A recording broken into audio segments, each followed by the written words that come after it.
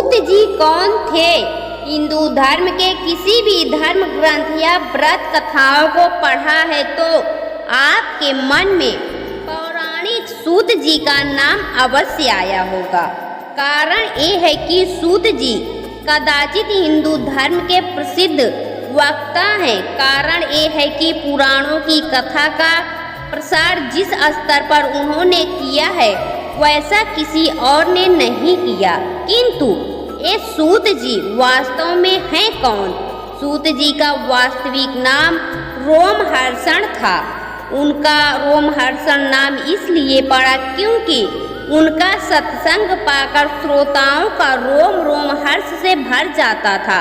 उन्हें सूत जी इसलिए कहा जाता है क्योंकि वह सूत समुदाय से थे। उनकी माता ब्राह्मणी और पिता क्षत्रिय थे, जिस कारण वह सूत के रूप में जन्मे। हालांकि पुराणों की एक कथा के अनुसार उनका जन्म यज्ञ की अग्नि से हुआ था। एक बार सम्राट पृथु ने एक महान यज्ञ का आयोजन किया जिसके अंत में सभी देवताओं को हविष्य दिया जा रहा था। ब्राह्मणों ने भूल से देवराज इंद्र को अर्पित किए जाने वाले सोम रस में देव गुरु बृहस्पति के हविष्य का अंश मिला दिया। जब उस हविष्य को अग्नि में डाला गया तो उसी से रोमहर्षण की उत्पत्ति हुई। चूंकि उनका जन्म इंद्र क्षत्रिय गुण और बृहस्पति ब्राह्मण गुण के मेल से हुआ था, इसलिए उन्हें सूत माना गया। जब महर्षि वेद व्यास ने महापुराणों की रचना की तो उनके मन में चिंता हुई कि इस ज्ञान को कैसे सहेजा जाए। उनके कई शिष्य थे किंतु कोई भी उन सभी 18 पुराणों को संपूर्ण रूप से आत्मसात नहीं कर पाए।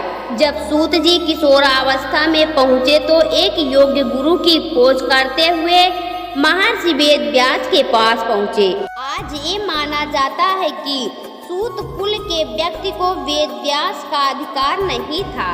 ये बिल्कुल गलत है क्योंकि महर्षि वेद व्यास ने रोमहर्षण को अपने शिष्य के रूप में स्वीकार कर लिया था।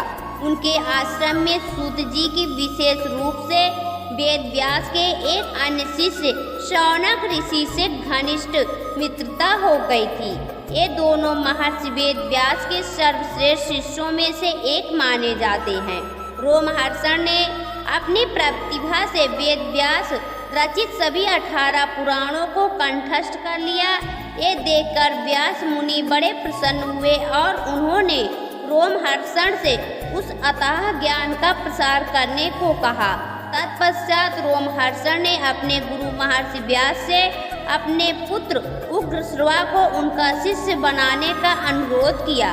उग्रश्रवा अपने पिता के समान ही तेजस्वी थे, जिसे देखकर व्यास जी ने उन्हें भी अपना शिष्य बना लिया। रोमहर्षण सभी वेद पुराणों का अध्ययन तो कर ही चुके थे।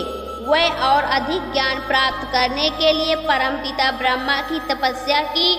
ब्रह्मदेव ने प्रसन्न होकर उन्हें अलौकिक ज्ञान से परिपूर्ण कर दिया। रोमहर्षण ने उनसे पूछा कि मुझे अपने गुरु से सभी पुराणों का ज्ञान प्राप्त हुआ है और आपने भी मुझे अलौकिक ज्ञान प्रदान किया है। अब मैं किस प्रकार इस ज्ञान का प्रसार करूं? इस पर ब्रह्मदेव ने उन्हें एक दिव्य चक्र दिया और कहा कि इसे चलाओ और जिस स्थान पर ये रुक जाएगा वहीं अपना आश्रम स्थापित कर इस ज्ञान का प्रसार करो। ब्रह्मा जी की आज्ञा पाकर रोमहर्षण ने उस चक्र को चलाया और वो जाकर नैमिषारण्य नामक स्थान पर रुक गया, जो 88,000 तपस्वियों का स्थल था।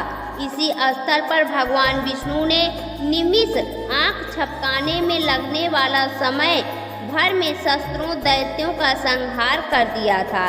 इसी कारण उस प्रदेश का नाम नैमिषारण्य पड़ा। उसी पवित्र तीर्थ में रोमहर्ष ने अपना आश्रम स्थापित किया और प्रतिदिन सत्संग करने लगे। कहा जाता है कि उनकी कथा कहने की शैली इतनी रोचक थी कि मनुष्य तो मनुष्य जीव जंतु भी उसे सुनने के लिए वहां आ जाते थे। उसी स्थान पर वह सूत जी के नाम से प्रसिद्ध हुए। उधर उनके पुत्र उग्रश्रवा भी महर्षि व्यास से शिक्षा लेकर पारंगत हो गए। उन्होंने अपने पिता से भी अधिक शीघ्रता से समस्त पुराणों का अध्ययन कर लिया और वह अपने पिता की भांति ही उस ज्ञान का प्रसार करने लगे। एक बार नैमिषारण्य के सभी 88,000 ऋषियों ने महर्षि व्यास से यह अनुरोध किया कि वह उन्हें सभी महापुराणों की संपूर्ण कथाओं से अवगत कराएं। ये सुनकर महर्षि व्यास ने कहा कि इसके लिए आपको मेरी क्या आवश्यकता है। नैमिषारण्य में मेरे शिष्य रोमहर्षण हैं जो इन सभी कथाओं को सुना सकते हैं। आप सभी उन्हें व्यास पद पर आसीन कर पुराणों का ज्ञान प्राप्त करें।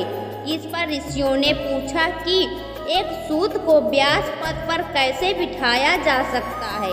ये सुनकर महर्षि ने सभी को तत्व ज्ञान दिया और बताया कि योग्यता जन्म से नहीं बल्कि कर्म से आती है। ये सुनकर सभी 88,000 ऋषि नैमिषारण्य लौटे और सूत जी को व्यास गद्दी पर बिठाकर पुराणों का ज्ञान देने का अनुरोध किया। इस पर सूत जी ने 12 वर्षों तक विशाल यज्ञ सत्र आयोजित किया, जिसे सुनने उनके बाल सखा शौनक जी भी पधारे और यजमान का पद ग्रहण किया। सभी ऋषि शौनक जी के नेतृत्व पर उनसे प्रश्न करते थे और सूत जी उत्तर देते थे। ऐसा कहते हुए बहुत समय बीत गया और सूत जी ने 10 पुराणों की कथा समाप्त कर 11वां पुराण आरंभ किया। उधर महाभारत का युद्ध का समाचार सुनकर भगवान बलराम तीर्थ यात्रा पर निकले। घूमते हुए वे नैमिषारण्य पहुँचे, जहाँ सूत जी का यज्ञ सत्र चल रहा था। जैसे ही सभी ऋषियों ने बलराम जी को देखा तो सभी अपने स्थान पर खड़े होकर उनका अभिनंदन करने लगे। उन्हें आसन दिया, किंतु सूत जी व्यास गद्दी पर बैठे होने के कारण ईश्वर के अतिरिक्त किसी और के सम्मान में खड़े नहीं हो सकते थे। उन्होंने बलराम के आने पर थोड़ी देर के लिए कथा को भी विश्राम दिया। जब बलराम ने ये देखा तो उन्हें बड़ा क्रोध आया। उन्होंने सोचा कि इतने बड़े बड़े महर्षियों ने यहाँ मेरा स्वागत किया, किंतु सूत कुल में जन्मे इस व्यक्ति ने मेरा अपमान किया। यही सोचकर उन्होंने बैठे बैठे ही एक घास को मंत्र सिद्ध कर सूत जी पर चलाया, जिससे उनका मस्तक धड़ से अलग हो गया। इस प्रकार सूत जी का वध होते देखकर सारी सभा में त्राहि त्राहि कर उठी। भयानक कोलाहल मच गया। सभी ऋषि शौनक जी के नेतृत्व में बलराम के पास पहुँचे और उनसे कहा कि आपने ये क्या किया। हम सभी ने महर्षि व्यास के आदेशानुसार सूत जी को व्यास पद प्रदान किया था, किंतु आपने बिना सत्य जाने उनका वध कर दिया। अब तो आप पर ब्रह्म हत्या का पाप लग गया है। उससे अधिक हानि हमारी हुई, क्योंकि सूत जी ने अभी तक पुराणों की कथा संपूर्ण नहीं की थी। अब ये ज्ञान सदा के लिए लुप्त हो जाएगा। जब बलराम जी को सत्य का पता चला तो वह अत्यंत दुखी हुए। उन्होंने महर्षि शौनक के चरण पकड़कर कहा कि अनजाने में मुझसे बड़ा पाप हो गया। आप मुझे इसका प्रायश्चित बताएं। किस प्रकार मैं उनके द्वारा दिए गए इस अधूरे ज्ञान को संपूर्ण करूं। इस पर शौनक जी ने कहा कि आप सूत जी के पुत्र उग्रश्रवा को यहाँ बुलवाइए, क्योंकि व्यास जी के अतिरिक्त अब एक वही हैं जिनके पास समस्त पुराणों का ज्ञान है। ये सुनकर बलराम तत्काल शौनक जी के साथ उग्रश्रवा ऋषि के पास पहुँचे और उनसे क्षमा याचना की।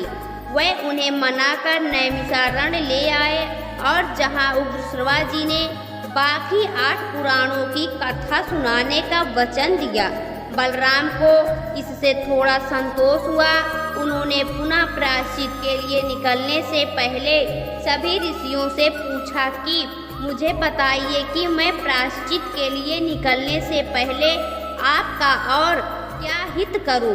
तब सभी ऋषियों ने कहा कि हे बलराम, इस वन में वल्वल नामक एक असुर है जो इलवल का पुत्र है, जो सदैव हमारी यज्ञ में विघ्न डालता है और यज्ञ कुंड में अपशिष्ट पदार्थ डाल देता है, कृपया उससे हमारी रक्षा करें। ऋषियों का ऐसा अनुरोध सुनकर बलराम जी ने बलबल से युद्ध कर सहज ही उसका वध कर दिया और नैमिषारण्य को राक्षसों के आतंक से मुक्त किया।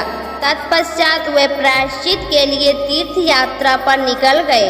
तब सूत जी के पुत्र उग्रश्रवा ने अपने पिता का सत्संग आगे बढ़ाया और बचे हुए 8 महापुराणों के ज्ञान से समस्त ऋषियों को परिपूर्ण कर दिया। दोस्तों, आपको यह पौराणिक कथा कैसी लगी कमेंट बॉक्स में ज़रूर बताएं। वीडियो को लाइक करें, शेयर करें और हमारे चैनल को सब्सक्राइब करना ना भूलें। वीडियो देखने के लिए आपका बहुत बहुत धन्यवाद। कमेंट में आप ज़रूर बताना सूत जी के बारे में जानकर आपको कैसा लगा।